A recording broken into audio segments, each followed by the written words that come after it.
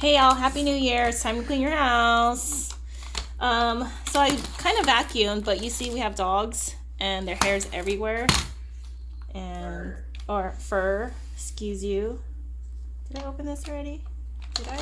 Oh, I did open this. Okay, so you just gotta twist this. This is like, just get a flat head or something flat. And then dogs aren't being harmed during this recording. So you twist it, it'll have an arrow that says this, and all you have to do is pull this towards you and then slide it out. And then I got some trash here. So look at all that. Oh, look at all that in here. It's stuck.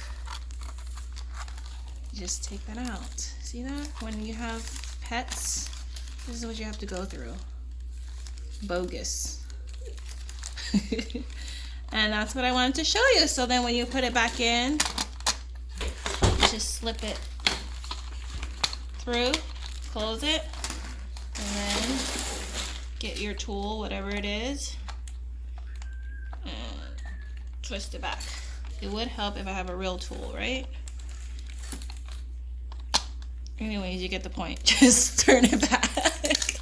Toodles noodles.